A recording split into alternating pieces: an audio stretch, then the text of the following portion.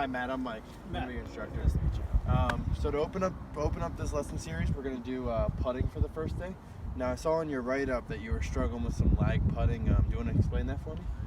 Yeah, so I'm actually pretty decent inside of 5 feet, but once I kind of get out of like that 25, 30 foot area, I seem to leave myself a lot of those 5-footers, not too many gimmies or tap-ins that I would rather have. Yeah, so do you find yourself, how many of them do you think you have around, would you say? What, that I don't put inside like a 3-foot circle? No, that you have like just 25 footers in a given round. Probably 9 or 10 times. So that's more than half the holes for the most part. So we're gonna attack that today and try and get you more comfortable with the shot you see a lot out there on the course. Okay. All right, look forward to getting started. All right, sounds good. All right, so we're gonna wrap up our putting drill. We worked on the lag putts, we worked on the short putts, we put them together, kind of gave yourself some on-course situations that you say you run into a lot. What's one main thing you kind of take away from this? Definitely that I'm going to incorporate into my practice, looking at the hole more from distance. I felt a lot more comfortable after I did that drill. Yeah, now that's something I don't recommend doing on the course as much, but on practice, obviously it just kind of frees up your swing, takes the head out of it, and yeah, definitely incorporate that in your practice as well as some of the other things. The gate drill for the short putt, just to keep that club face square, and good. I'm glad you can take away some positive things and you look good. Putting looks good. Yeah, thank you. No, I did enjoy. Right. See you next week. Thanks. All right, so this is going to be our second part of the lesson. We're moving over from the putting green. Now we're at the short game area. One thing I saw in your write-up before you started, the thing you rated yourself lowest in was bunker play. Why is that? I don't know exactly why I have an issue with bunkers. I have a tendency to actually hit them very steep, I guess, and I take a lot of sand out. I have a hard time getting the ball out, but this is by far the worst part of my game. I avoid bunkers at all costs. Yeah. So what is one thing that you think makes a good bunker shot? Give me two things. I'd probably go with balance and maybe stance. I don't know if I technically have the right stance. I never was trained in a bunker. All right, so one thing I know for sure is that once you're in the bunker, you want to get out. So the easiest way for me to get out, what I think of, is don't decelerate. Just kind of keep your speed going through. So you want to splash that sand and don't stop. Keep it going, just all the way through. That way it'll eliminate chunk shots, a little heavy. And then another thing, just getting set up right. Open stance, open face. You don't approach it like a normal shot. There's a lot of different steps you have to take. And we'll get into that in this lesson here shortly. Okay. Our second lesson here in the bunker. What's one major takeaway? Well, definitely to maintain my speed through the swing. Yes. I know that I had a tendency to take a really big swing and almost kind of throw at it. So it felt weird, like taking a shorter swing and accelerating through, but I felt more comfortable by the end. Now, let me ask you one question. Do you usually practice this when you practice? I know we all hit balls in the range, you all hit a few putts. You usually practice bunker play? No, I practice my chipping and pitching a lot, but I try to avoid bunkers just because I've been so bad in the past. So it's not something I usually work on in my game. So that's one thing when our mindset has to change in practice. If we find one thing that we're bad at and it's losing us strokes on the course, we should attack that in practice. And don't be afraid to get in the bunker, hit some shots, practice. That's what they're here for. If you mess up, so what? Okay. But it'll make you better and more prepared on the course, because you can go rounds where you don't hit a bunker maybe 3 rounds in a row, and then you find yourself you're in the bunker for the first time in a month. Yeah, that's typically what happens in my game. And then when that happens, then you're it's just trying to survive at that point. Then you're losing a stroke.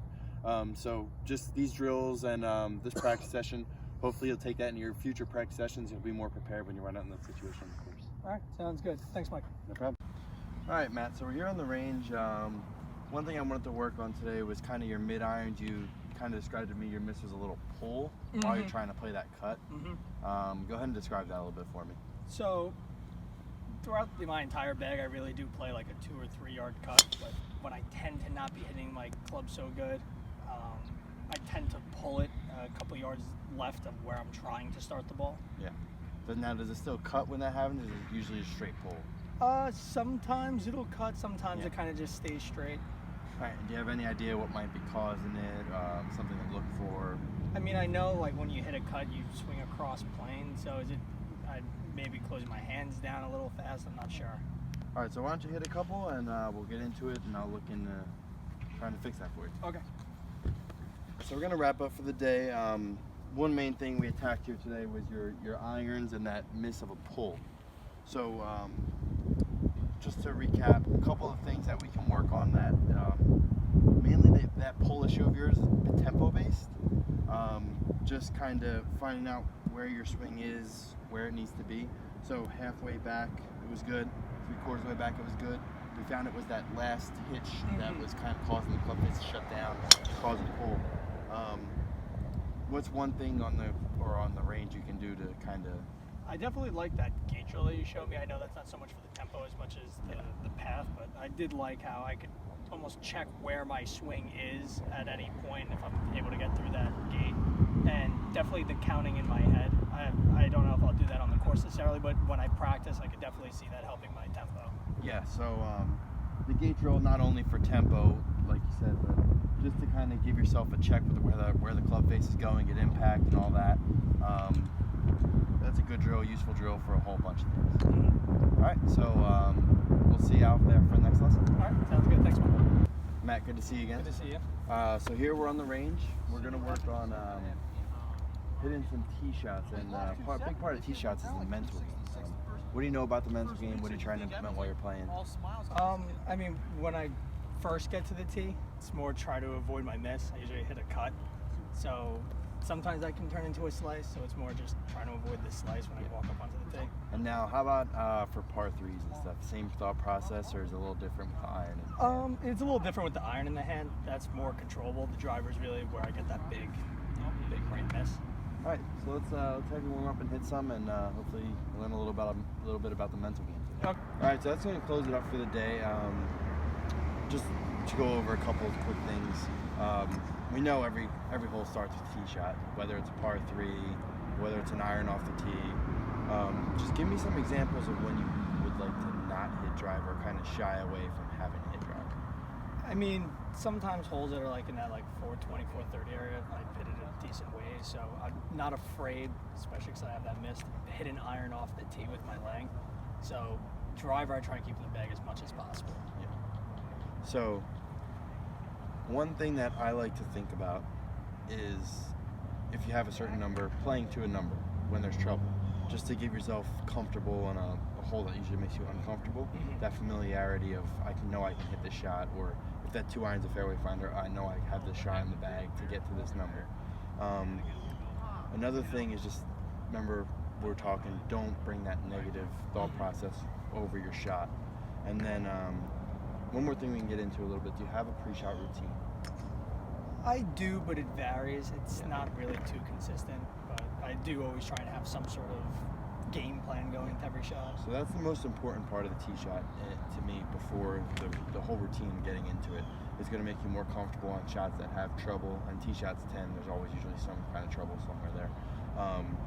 Just that pre-shot routine, getting it down, getting something familiar in an uncomfortable situation makes you a lot more prepared to hit the shot.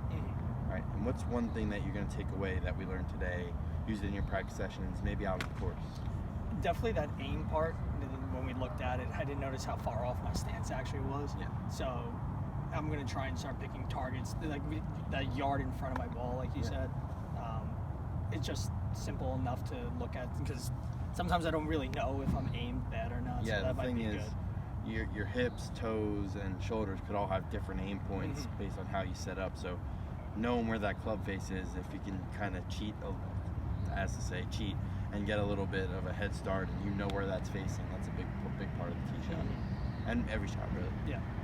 All right, well, our next lesson is going to be out on the course. We're going to take you out for 9 holes, and look forward to it. All right, thanks, Mike. All right, Matt. So we're here on the first hole at Hackler. We're just going to wrap up our lesson series. We're going to go out play 9 holes, kind of put together everything that we talked about the last 4 weeks. What's one thing you're looking forward to the most? Just kind of putting into effect everything we've worked on the last couple. I haven't been able to really go out and play. I've only been really practicing, so I haven't really brought it out into the course yet. How's your practice been going?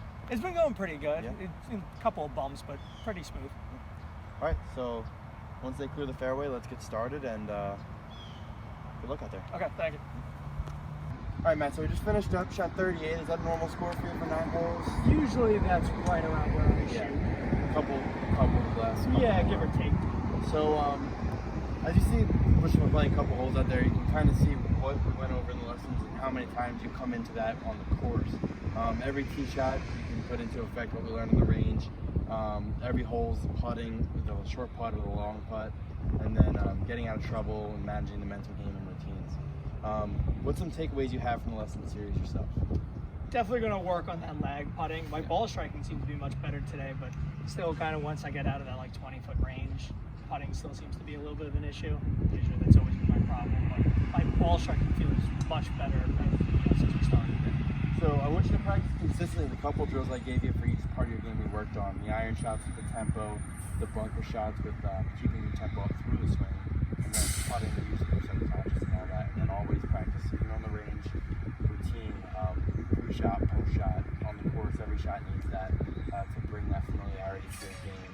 And practice the way you play is consistent. Okay. Hope you enjoyed it. I had a great time. I did. Thanks, Mike. I learned a lot. If you have my contact info, anything you need, feel free to reach out. All right. Thank you.